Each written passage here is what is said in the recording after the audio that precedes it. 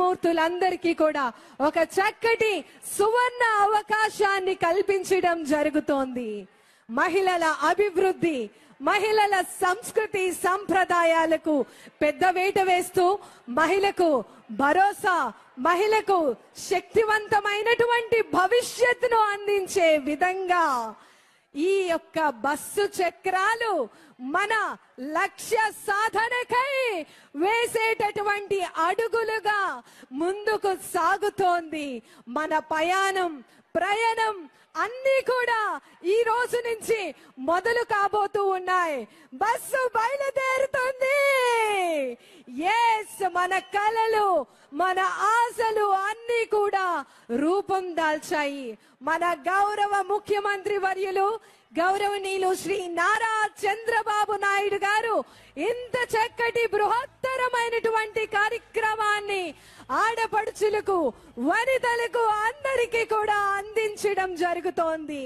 మహిళా మనురాదా, ఆడపడుచులారా, అక్క చెల్లెల్లారా, అందరూ కూడా మీ లక్ష్య సాధనకై బస్సు చక్రాలు ఎలా అయితే పరుగులు తీస్తుందో మీరందరూ కూడా విజయ పదంలో మీరు అనుకున్నటువంటి లక్ష్యాలను సాధించాలని చెప్పి మనస్ఫూర్తిగా కోరుకుంటూ ఆంధ్రప్రదేశ్ రాష్ట్ర ప్రభుత్వం మీకు అన్ని రకాలుగా అండా దండా ఉంటూ మీ యొక్క ప్రతి ఒక్క కార్యక్రమంలో ముందడుగు వేసే విధంగా రథ సారథిగా మీ తోడుంటూ మీకు ముందడుగులు వేపిస్తోంది మన ఆంధ్రప్రదేశ్ రాష్ట్ర ప్రభుత్వం.